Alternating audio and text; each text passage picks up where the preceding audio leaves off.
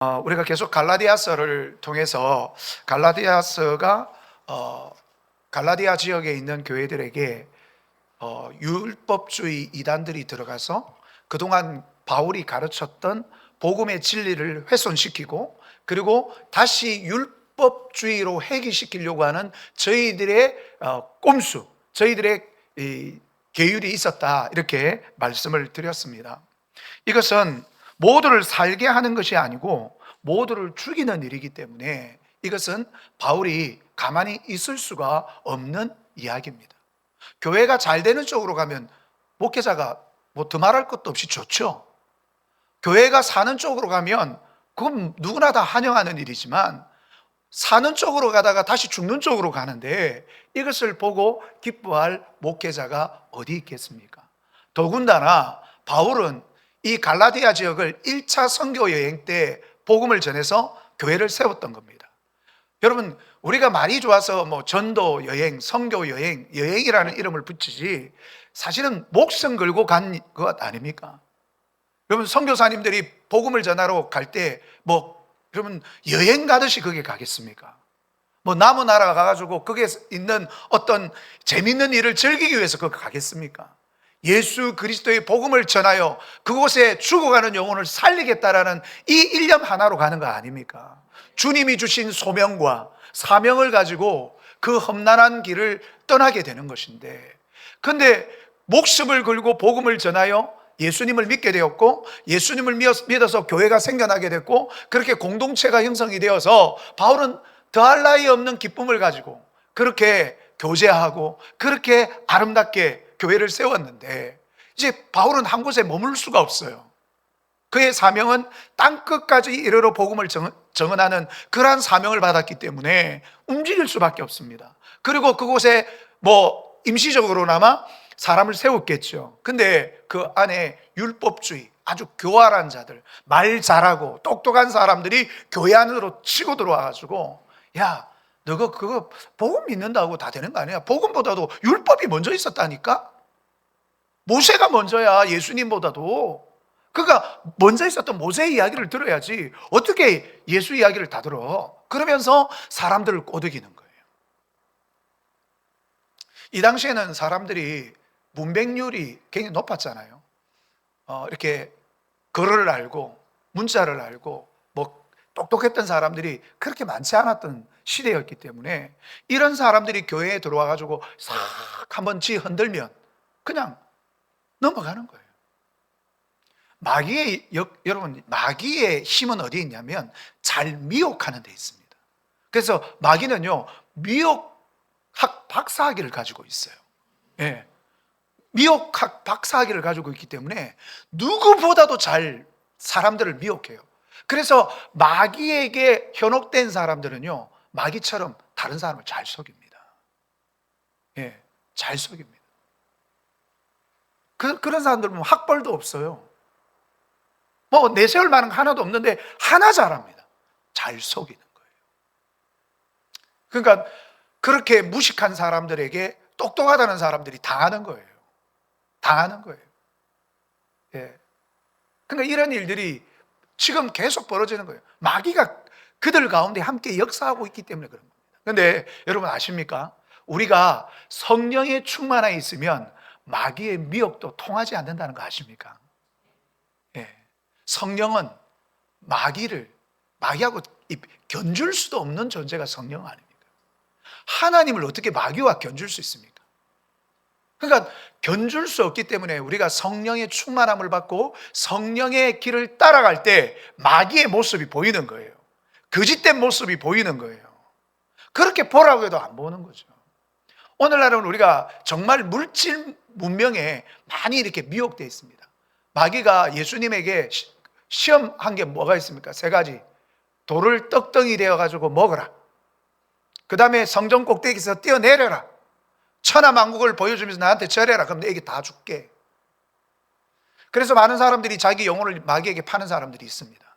인기를 위해서, 명예를 위해서, 물질을 위해서, 권력을 위해서 마귀에게 자기의 영혼을 파는 사람들이 있습니다. 그래서 마귀를 쫓아가는 거죠. 마귀의 방법을 따르는 거죠. 거짓의 방법을 따르는 겁니다. 그리고 거기에 미혹되는 거예요. 많은 것을 누릴 수 있으니까. 지금 당장 쾌락을 누리고 즐거움을 누리니까 그쪽으로 따라가는 겁니다. 따라가는 거예요. 성경은 우리에게 얼마나 많이 깨어 있으라고 당부하고 계신 줄 아십니까? 명령하고 있는 줄 아십니까? 성경은 우리에게 얼마나 깨어 있고 분별하라고.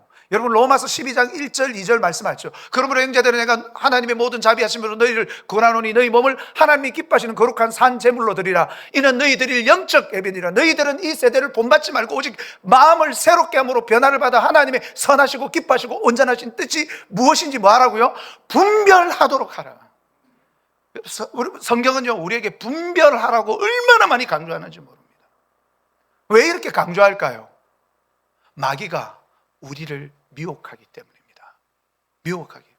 여러분 아담과 하와도 마귀가 유혹해서 그들로 하여금 하나님의 자리를 차지하려고 하는 그런 무시무시한 그러한 잘못을 저지르도록 만들었다는 겁니다. 우리는 여기에 항상 주목해 봐야 됩니다. 오늘 바울도 이제 이러한 교회, 이 갈라디아 교회가 좋은 교회예요. 오늘 여러분 본문을 보면 갈라디아 교회는 너무 좋은 교회예요. 왜냐하면 바울을 얼마나 환대했는지 모릅니다. 얼마나 바울을 귀하게 여겼는지 모릅니다. 목회자를, 선교사를 너무 귀하게 여기고 정말 자기 눈이라도 빼어줄 것처럼 그렇게 귀하게 여겼던 사람들이 바로 이 갈라디아 사람들이었습니다. 그런데 이 갈라디아 사람들, 그런 사람들이었기 때문에 바울은 더 안타까운 거죠. 더 마음이 아픈 거죠. 그냥 이분들이 그 전에 자기에 대해서 좀 무시하고 자기에 협조적이지 못하고 막 이랬더라면 조금 미련이 덜 있을는지 모르겠는데 자기를 향하여 막 진짜 온 사랑을 다 나눠줬던 이 갈라디아 교회가 다시 잘못된 길로 가니 마음이 찢어질 정도로 아픈 거예요. 너무 고통스러운 거죠. 그래서 오늘 본문을 보면 형제들아 내가 너희와 같이 되었은즉 너희도 나같이 되기를 간구하노라. 여러분 이 말씀은 뭐냐면 고린도전서 9장에 보면 바울이 이런 이야기를 하잖아요.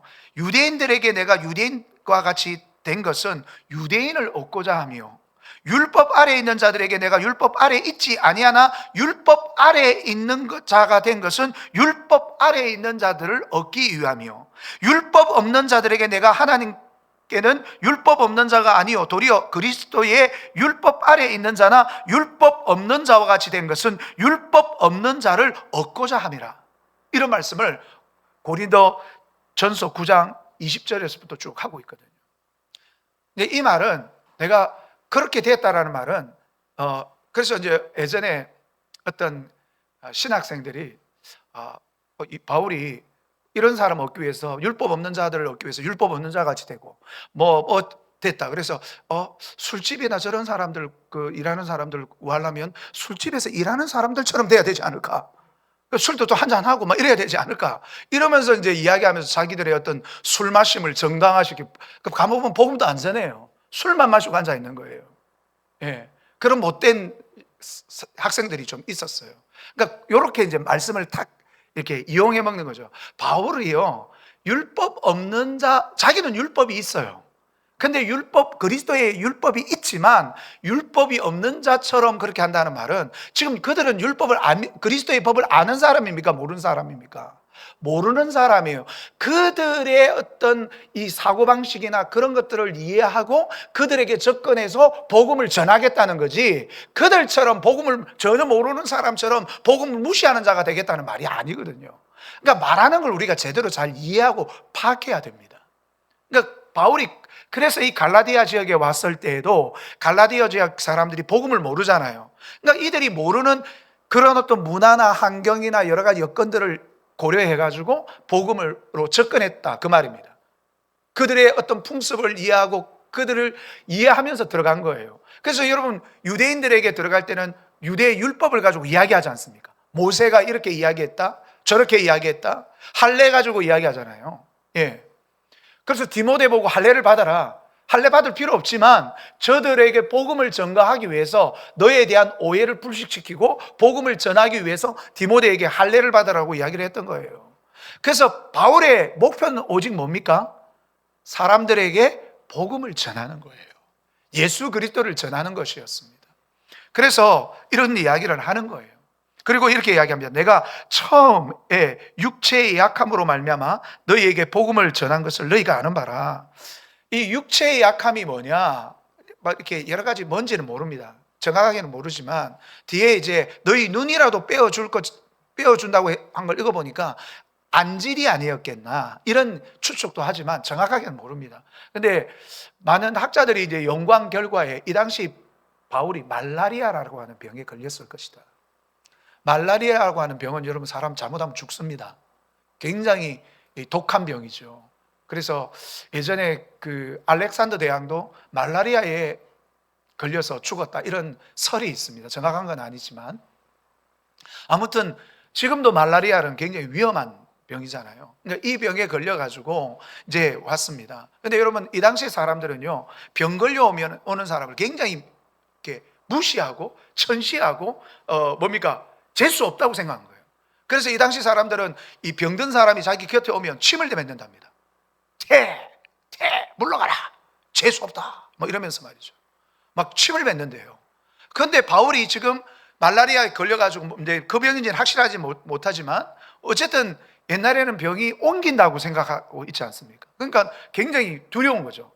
병든 사람을 받아준다는 것은 굉장히 어려운 일입니다. 그런데 이 갈라디아 교회 사람들이 바울의 그런 병듦을 알고도 뭐 하는 거예요? 받아주는 거예요.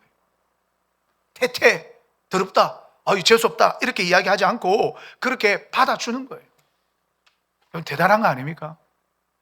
우리 성도님들이 이 말씀을 들을 때요, 2000년 전으로 돌아가야 돼요. 우리가 말씀에 감흥이 없는 거는요, 이 당시 상황이 풍습이 뭔지를 모르기 때문에 감흥이 없는 거예요. 예. 여러분, 우리나라 사람들이 뜨거운 거 먹고, 시원하다. 뭐 이런 느낌 있잖아요. 외국 사람 몰라요. 근데 요즘은 외국 사람들도요, 뜨거운 거 먹고, 시원하다. 이런 거예요. 왜? 아는 거예요. 그들이 그 우리의 문화를 익힌 거예요. 그러니까 한국 사람들이 시원하다면 예전에는 뜨거운 거 먹으면서 왜 시원하다고 그러지? 저 사람들이 이상한 사람들이야? 이렇게 했는데 지금은 그 시원하다고 하는 그 뉘앙스가 뭔지를 아는 거예요. 예. 그래야 우리 한국 사람들이 시원하다고 그래 저거 먹으면 시원하고 좋지 나도 먹고 싶어 뭐 이렇게 되는데 우리가 말씀도 그래요. 말씀도 이 당시의 내용들을 우리가 좀 더 깊이 이해하고 우리가 이제 설교 시간에만 듣지 마시고 여러분들이 책을 찾아가지고 읽어보시면서 이 당시의 어떤 상황들, 풍습들 이런 내용들을 좀 이렇게 살펴보면서 말씀을 딱 듣면 그렇지 이건 보통 일이 아니고 저 사람 정말 좋은 사람들이네. 이 당시에는 사람들이 아픈 사람들을 굉장히 천시하고 이렇게 밀어내는 그런 어떤 문화인데 이 사람들이 바울이 아픈 줄 알면서도 받아들인다는 것은 이 사람들 상당히 좋은 사람들이구나. 이런 느낌을 가지고 우리가 말씀을 들으면요, 말씀이 훨씬 더 깊이 있게 느껴져요. 네, 알겠습니다. 그냥 설교하겠습니다. 네. 예, 그래서 내가 처음부터 육체의 약함으로 말미암아 너희에게 복음을 전한 것을 너희들이 안다 그랬습니다. 그러면서 또 이렇게 이야기합니다. 너희를 시험하는 것이 내 육체에 있으되 이것을 너희가 업신여기. 그러니까 내가 아픈 것 때문에 오히려 저들이 이거 어떻게 해야 되노? 이렇게 시험 들 수 있었는데 오히려 그걸 환대해 줬다는 거예요. 업신여기지 않았다 이렇게 이야기를 합니다. 여러분, 업신여기지 않았다라는 말은 이게 원어적으로 하면 아무것도 아니다 이런 뜻이기도 하고요. 또 투명인간 취급한다, 또 경멸한다 이런 의미가 있거든요. 바울이 아픈데 경멸하거나 막 이렇게 저 사람 곁에 오면 안 돼 이렇게 하지 않았다는 거예요. 그리고 버리지도 않았다 이렇게 이야기하고 있습니다. 앞에서 제가 말씀드렸죠. 멀리서 침 뱉는 거예요. 버리지 않았다. 침 뱉는 거예요. 가까이 오지 마. 재수없어. 그러면서 막 침 뱉는 거예요. 예. 그러니까 가까이 오면 나도 병 걸릴 것 같으니까 가까이 오지 말라는 거예요. 그렇게 침 뱉으면서 나를 업신여기지도 투명인간 취급도 나를 무시하지도 않았다는 거예요. 너희들이 그렇게 좋은 동력자들이었고 성도들이었다는 것이죠. 그리고 이렇게 이야기합니다. 오직 나를 하나님의 천사와 같이 또는 그리스도 예수와 같이 영접하였다. 야, 멋지지 않습니까? 저만 막 계속 이렇게 막 감동이 되고 말이죠. 예, 성경을 읽어보면 야, 이게 참 그냥 우리가 그냥 읽고 지나갈 수 없는 내용이구나, 이게. 이분들이 보통 분들이 아니구나. 오늘날의 우리 교회들이요, 정말 이 성경적 가치관을 가지고 이 말씀들을 제대로 바라보면 우리가 어떻게 서야 할지를 알 수가 있어요. 어떻게 성도라는 게 뭔지를 알 수가 있는 대목이에요. 알 수 있는 대목이에요. 요즘도 이렇게 제가 자꾸 이렇게 이제 여러 교회들을 자꾸 만나게 돼요. 찾아오고 뭐 만나게 되고 막 이렇게 하다 보니까 여러 이야기들을 많이 듣는데, 뭐 이 교회 저 교회 이야기를 들어보면 항상 그 안에 여러 가지 일들이 있더라고요. 근데 그 일들이 우리가 이런 갈라디아 교회들의 어떤 모습이나 이런 교회들의 모습을 이렇게 딱 보면, 우리 교회들이 사실 이런 갈라디아 교회나 뭐 에베소 교회가 책망을 받기도 하고 하지만, 이런 교회들이 가지고 있는 어떤 그 정도의 영적 수준을 가지고 있다면 이런 문제는 아무것도 아닐 텐데 하는 생각이 들어요, 솔직히. 이건 아무것도 아닐 텐데. 그 교회가 너무 이렇게 엄한 것 가지고, 별거 아닌 것 가지고 이게 교회가 문제가 되고 다툴 때가 있거든요. 저는 이걸 답을 알고 있거든요. 왜 그러냐? 항상 말씀드리잖아요. 말씀을 알기는 알고 말씀에 대한 지식이 풍부하지만 그 말씀이 나의 삶에 적용되어 말씀으로 살아내지 못하면 그게 문제가 됩니다. 항상 문제가 돼요. 네. 문제가 되는 거예요. 우리가 말씀을 알았다면 그 말씀대로 살아야 돼요. 그 말씀대로 살 때 우리에게 문제가 발생하지 않습니다. 어떤 사소한 것 가지고 우리가 뭐 다투거나 이런 일이 없어요. 근데 말씀을 알면서도 말씀을 지키지 않고 살 때, 그때 교회에 문제가 생깁니다. 아는 거는 많기 때문에 서로 막 내가 옳다 그러면서 서로 싸우는 거예요. 여러분, 성경은 아는 것에 그치면 그것은 아무 의미가 없다고요. 아는 것에 그치지 마시고 사십시오. 말씀대로 살아야 됩니다. 말씀대로 살면 거기에서부터 성령의 역사가 일어납니다. 하나님의 역사가 막 일어나기 시작하는 거예요. 예, 일어나기 시작하는 거죠. 자, 어쨌든 천사와 같이, 예수님과 같이 이렇게 영접하는, 너무 멋진 교회입니다.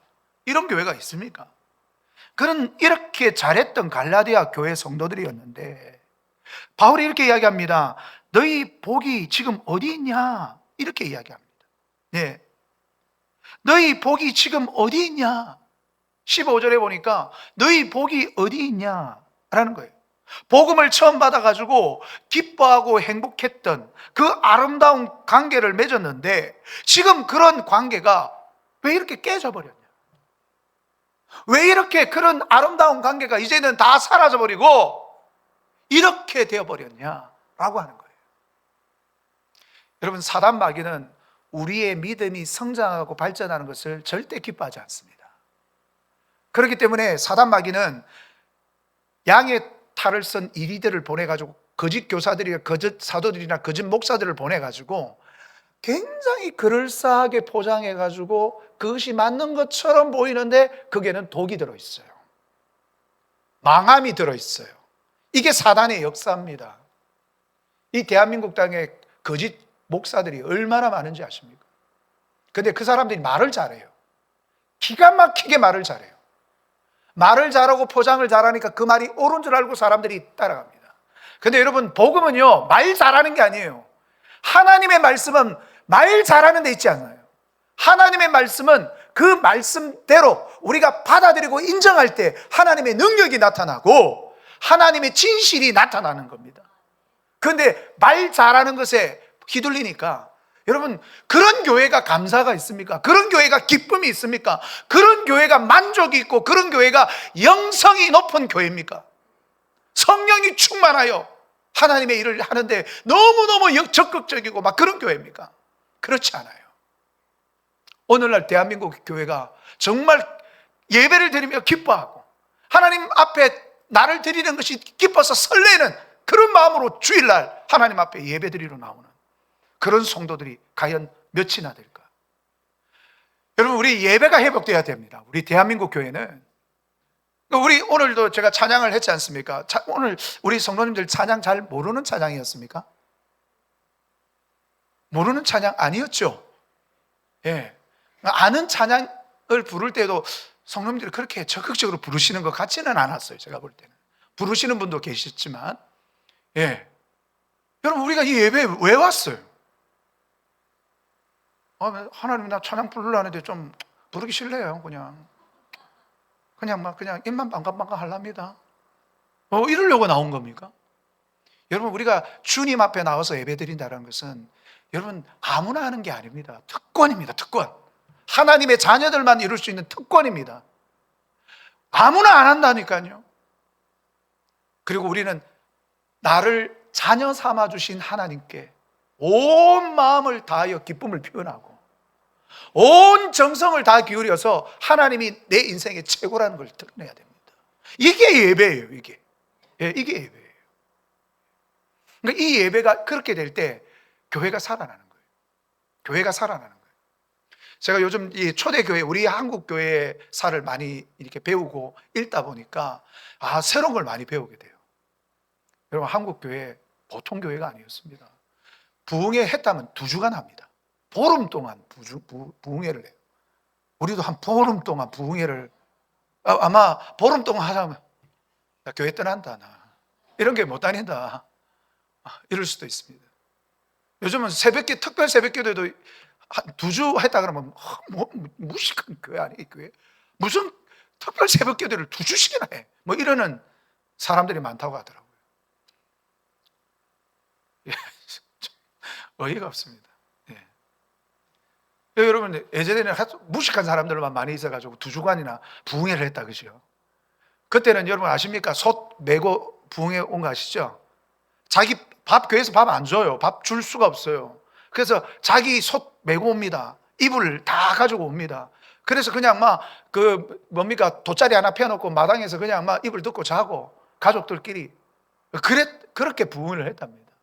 근데도 누구 하나 불평하지 않고 그 안에서 예수 그리스도를 만나기 위해서 그렇게 온 마음을 다 쏟았다는 거 아닙니까? 그래서 대부흥이 우리나라에 일어난 건데, 아무튼 여러분, 우리가 정말 하나님과 우리가 교제하며 예배드리고 이걸 우리가 기뻐해야 됩니다. 여러분, 이 시간 기뻐하시길 바랍니다. 어쩔 수 없이 이 자리에 나와 있지 않기를 바랍니다. 하나님이 너무 좋고 당연히 드리는 거지만 나를 드려 하나님을 기쁘시게 해드린다는 이 영광에 내가 이 자리에 있다는 것이 너무 감사하고 감격에 넘쳐서 예배 드릴 수 있기를 바랍니다. 아무튼 이 바울이 너희 복이 어디 있느냐. 예전에 우리는 그렇게 감격스럽게 하나님 앞에서 함께 기뻐하고 즐거워하고 행복했는데 지금은 뭐냐. 여러분, 복음, 율법주의로 돌아가서 그게 더 좋으면 그곳에서 기쁨이 있고 행복이 있어야 되는데 기쁨이 없어요. 행복이 없어요. 행복이 없어요. 그래서 우리는 예수 믿는 사람들의 가장 큰 특징인 기쁨, 이걸 세상에 드러내야 됩니다. 내가 예수님을 믿어서 이렇게 행복하고 내가 예수님을 믿어서 이렇게 기쁘다. 여러분, 기쁘십니까? 행복하십니까? 예수님을 믿어서 행복하고 기뻐해야 돼요. 이게 드러나지 않으면 우리의 신앙은 어쩌면 아직까지 많이 못 미치는 부족한 신앙일 수도 있습니다. 저는 우리 성도들이 기뻐했으면 좋겠습니다. 저도요, 우리나라의 이 상황들을 생각하면 굉장히 머리 아프고 골치 아프고 눈물로 기도하지만은 그렇다고 해서 제 기쁨이 사라진 게 아니에요. 그렇다고 제 행복이 사라진 게 아니에요.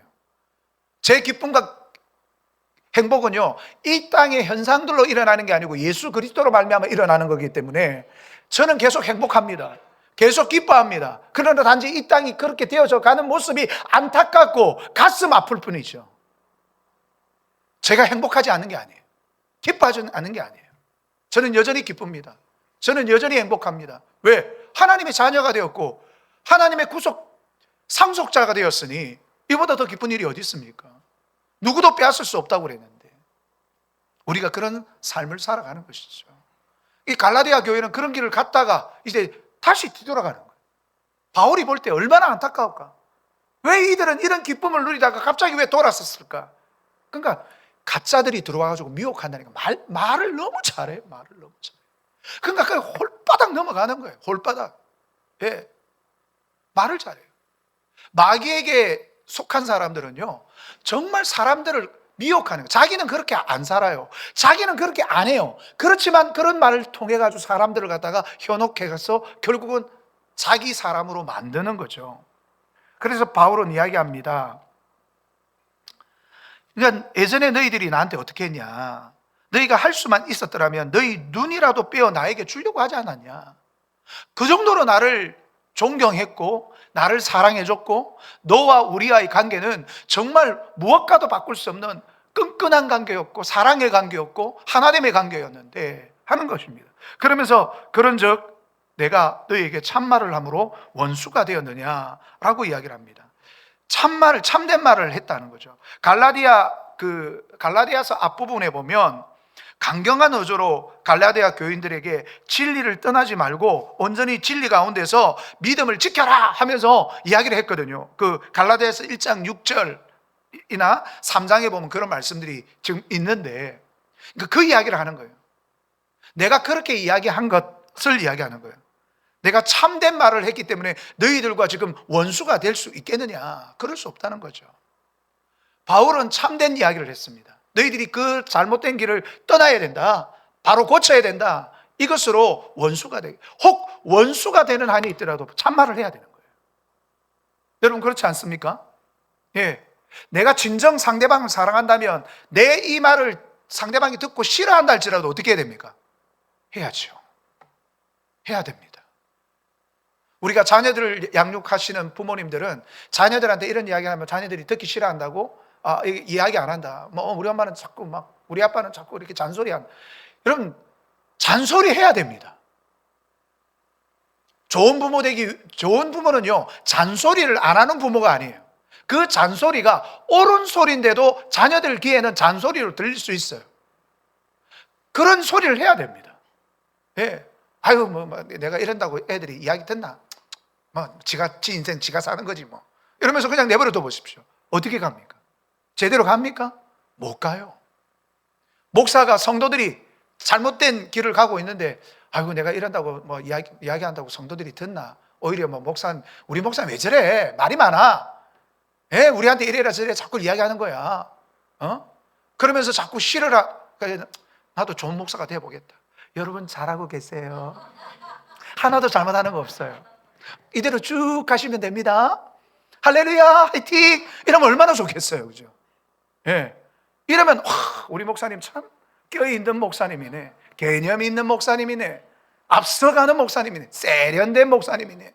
그러면서 박수 치질는지 모르겠습니다. 전 그걸 포기했습니다. 전 무식한 목사로 남기로 작정했습니다.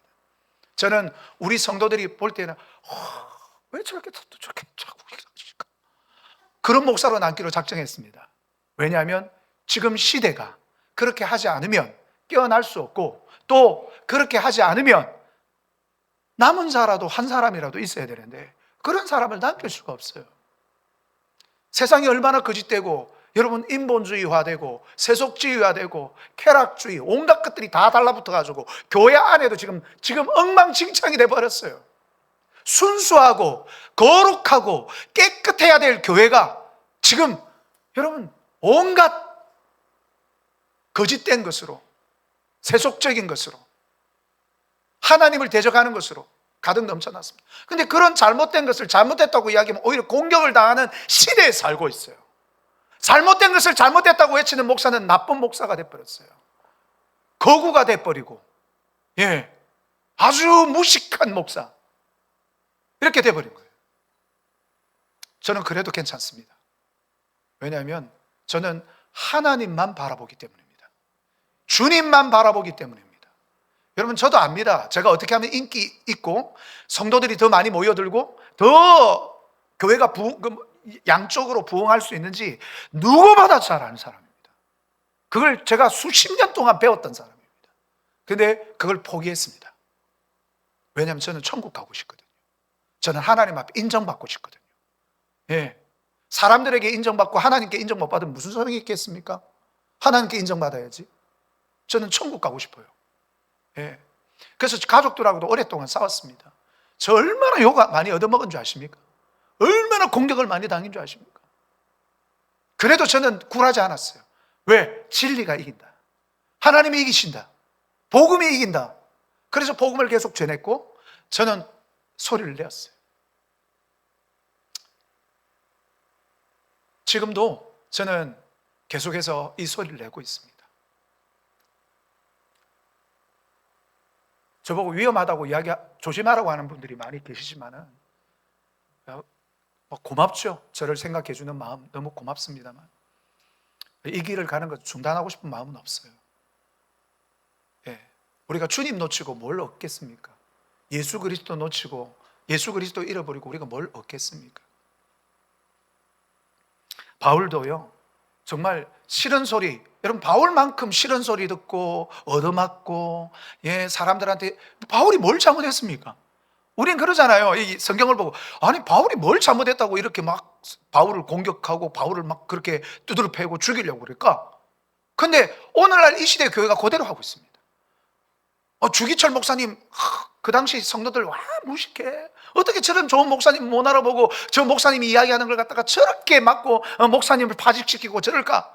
근데 오늘날 교회들이 또 똑같은 짓을 하고 있어요. 그렇게 주기철 목사님, 송양훈 목사님 대단하다고 훌륭한 다른 목사님 다 가짜고 그분이 진짜구나 이렇게 축켜 세우는데 오늘날 주기철 목사님, 송양훈 목사님 같이 살겠다 그러면 또 두드려 패는 거예요. 또 잘못했다고 이야기하고 또 무식하다고 이야기하고 이게 막 계속 반복되네.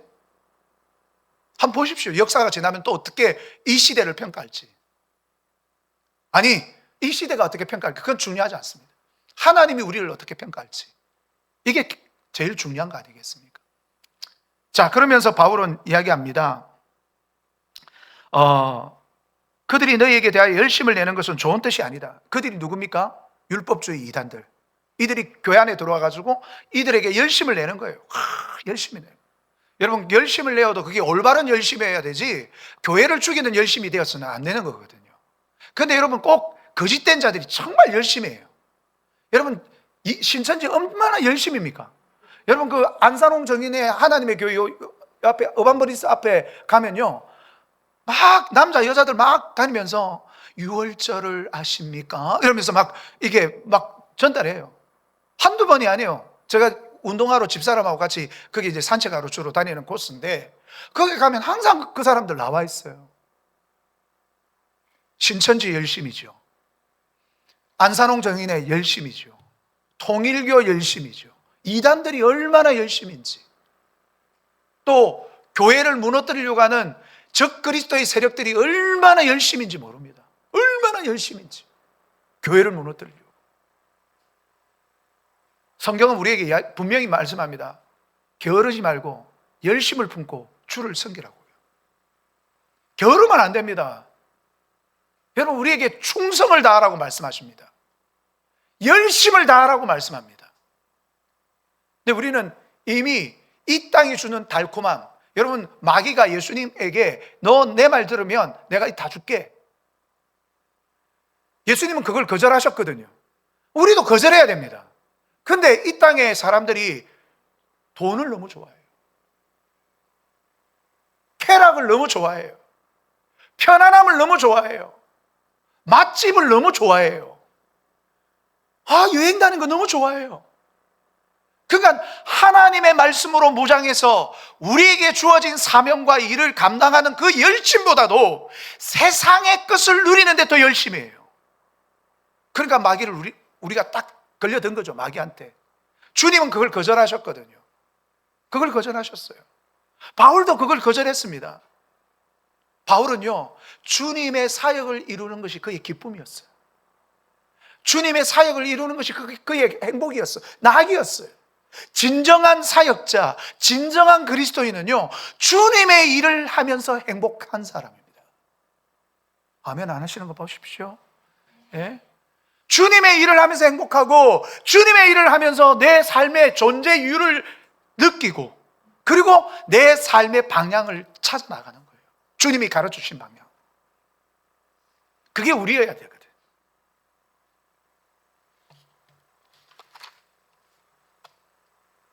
근데 갈라디아 교인들은 지금 이 거짓 교사들의 이야기를 분별하지 못했어요. 그들은 좋은 뜻이 아닙니다. 오직 너희를 이간하려고 했다라고 이야기합니다. 와가지고 사람들을 서로 이간질시키는 거예요. 여러분, 마귀는 우리를 이간질시킵니다. 하나님과 우리 사이를 이간질시키고, 성도와 성도 간에 이간질시키고, 목사와 성도 간의 사이를 이간질시킵니다. 그래서 우리 성도들에게 제가 항상 당부하는 거, 우리 목사님이 이렇대. 그러면 저한테 직접 와서 목사님 그렇게 하셨습니까? 물어보라고 그랬습니다. 그죠? 아, 우리 목사님 어떻게 저럴 수 있어? 한 사람 말만 듣고 그 이야기를 다 듣고는 저에 대해서 일방적으로 그렇게 이해해버리면 저는 얼마나 억울합니까? 만약에 여러분 입장 바꿔놓고 여러분들에 대해서 누군가가 나쁘게 이야기했어요. 근데 그 이야기를 갖다가 여러분들한테 직접 와서 들어보지도 않고 결정을 내고 당신 나쁜 사람이야 이런다면 여러분 어떨까요? 좋아할 분 아무도 안 계실걸요? 이건 양쪽 말을 다 들어보고 그러고 나서 결정을 늦지 않은데, 그러니까 그렇게 해야만 교회를 지킬 수 있다고 제가 말씀드렸습니다. 아멘이신가요? 예. 네. 그래야만 교회를 지킬 수 있어요. 꼭 이 원칙을 지키십시오. 누군가가 교회에 대해서 막 이야기를 한다. 그분의 말만 듣고는 아, 그렇구나. 이렇게 하면 안 돼요. 만약에 그렇게 이야기하는 사람이 진정 교회를 위한 분이라면 양쪽 다 알아보셔도 됩니다. 제 말만 듣지 마시고 직접 가셔가지고 확인해 보셔도 됩니다. 제가 이렇게 이야기하는 것은 우리가 이렇게 바르게 하기 위해서입니다 라고 이야기해야 맞는 거죠. 진짜 교회를 생각한다면. 근데 여러분, 이런 가만히 들어온 이런 거짓 교사들은요 절대로 그렇게 하지 않습니다. 말하지 마라. 다른 사람한테 말하지 마라. 그러니까 탁 듣고 네가 알아서 해라. 헷갈리는 거예요. 말하지 말라는 거예요. 그 외부에서 어디에 가자 그래 놓고 말하지 말라고 하면 제가 몇 퍼센트 이단이라고 그랬습니까? 100% 이단이라고 이야기했어요. 100%. 아니 10,000%입니다. 예. 이단이다. 정직하고 올바른 것은 절대 숨기지 않습니다. 거짓되기 때문에 숨기려고 하는 거예요. 잘못된 것이기 때문에 숨기려고 하는 거예요. 자, 이렇게 합니다. 그리고 좋은 일에 대하여 열심으로 사모함을 받은 내가 너희를 대하였을 때뿐 아니라 언제든지 좋은 일이라. 바울은 언제나 좋은 일, 복음의 좋은 일, 하나님의 생명의 양식을 사람들에게 나눠주는 일은 좋은 일입니다. 그죠? 예수 그리스도를 세상 가운데 전해주는 일은 가장 좋은 일입니다. 가장 복된 일입니다. 예수 그리스도를 전해줬어요. 바울은 다른 이야기 안 했어요. 오직 예수 그리스도만을 전했어요. 예수 그리스도를 전하고 진리만을 전했어요. 근데 그러한 좋은 일에 바울은 뭡니까? 양심에 끄리낌이 없어요. 오히려 복된 일이고 좋은 일이죠. 그래서 이런 이야기를 하는 겁니다. 언제든지 좋다. 내가 전하는 이 복음은 언제든지 좋다. 누구에게든지 좋다. 이렇게 이야기를 합니다. 그러면서 나의 자녀들아 너희 속에 그리스도의 형상을 이루기까지 다시 너희를 위하여 해산하는 수고를 가지겠다고 이야기합니다. 여러분, 바울이 복음을 전한다고 얼마나 고생을 많이 했습니까? 죽을 만큼 고생했거든요. 자기 목숨을 걸고 복음을 전했는데, 그래서 갈라디아 교회를 세워놨는데 갈라디아 교회가 다시 복음 율법주의로 다시 돌아가 버렸네. 그러니까 뭐 하겠답니까? 다시 그 수고를 하겠대요. 이게 보통 이야기가 아닙니다, 여러분. 저는 이 이야기를 딱 하는데 마음이 확 느껴지는 거예요. 목회자가 평생 수고해서 성도들을 잘 세웠는데 거짓이 들어와가지고 성도들의 마음을 다 빼들어가 버렸어요. 아유, 포기할까? 그럴 순 없지. 이 교회가 어떤 교회인데, 하나님께서 세우신 교회인데, 이 교회를 포기한다는 것은 난 하나님께서 나에게 주신 직무를 유기하는 것이고 사명을 버리는 것이기 때문에 그럴 수 없어. 그러면서 다시 어떻게 하는 거예요? 내가 처음부터 내가 처음 수고했던, 여러분, 해산의 수고는 엄청난 수고입니다. 예전에 여인들이 아기를 낳다가 죽는 경우들도 종종 있었지 않습니까? 목숨을 걸고 아기를 낳는 거예요. 목숨을 걸고 이 교회를 낳은 거예요. 그러니까 바울이 다시 내가 목숨 걸고 이 교회를 다시 세우겠다는 거예요. 너희들이 지금 잘못된 길로 가고 있지만 내가 너희들이 다시 바르게 될 수 있다면 난 내 목숨 걸고 다시 시작하겠다. 이 정도로 각오를 하고 있는 거예요, 바울이. 이런 마음을 가지고 있는 거죠. 그러면서 내가 이제라도 너희와 함께해서 내 언성을 높이려 하면 너희에 대하여 의욕이 있음이라. 어떻게 하든 바울은 이 교회를 바르게 세워가기를 원하고 있다라는 것을 이런 식으로 표현하고 있습니다. 사랑하는 성도 여러분, 우리 주님의 교회가 이 시대에 하나님께서 보실 때 바른 교회가 되었으면 좋겠다. 목회자의 바람 아니겠습니까? 우리 교회가 뭐 얼마만큼 많은 숫자가 채워지고 부흥하고 뭐 헌금이 얼마 들어오고 뭐 이런 것들은 중요하지 않아요. 교회는 하나님이 운영하시기 때문에 중요하지 않아요. 뭐가 중요하냐? 하나님께서 이 교회를 기뻐하시고 이 교회를 이 시대에 맞는 그런 교회로 쓰시느냐 안 쓰시느냐, 이게 중요한 거예요. 이게 중요해요. 우리가 그 자리에 있느냐 없느냐가 중요한 거예요. 그래서 우리 모든 성도들이 정말 하나님의 진리의 말씀을 제대로 잘 받들고 말씀만 가슴에 담고만 있지 마시고 이 말씀이 여러분 삶 속에서 이렇게 움직여지는 힘이 돼야 됩니다. 원동력이 돼야 됩니다. 말씀을 가지고 그 말씀이 에너지가 되어서 우리의 삶을 움직여 나가야 돼요. 그래야만 우리의 열매가 생기고 우리가 자칫 잘못해가지고 여러분 제가 앞에서 그랬죠. 아는 거는 많은데 행동하지 않으면 어떻게 된다고? 그게 썩는 거예요. 잘못되는 거예요. 교만해집니다. 우리는 바른 길을 가야 되겠습니다. 우리는 하나님께서 주시는 이 말씀을 가지고 좋은 일에 열심을 내는 우리 모두가 되었으면 좋겠습니다. 기도하겠습니다. 말씀을 생각하면서 우리 함께 동성으로 함께 기도하죠. 하나님, 우리가 좋은 일에 열심을 내기를 원합니다. 우리 주님의 교회는 거짓에 속지 않고 분별하고 그리고 올바르게 하나님의 뜻을 쫓아나가는 그런 교회가, 행동하는 교회가 되기를 원하오니 주여 우리를 붙들어 주시옵소서.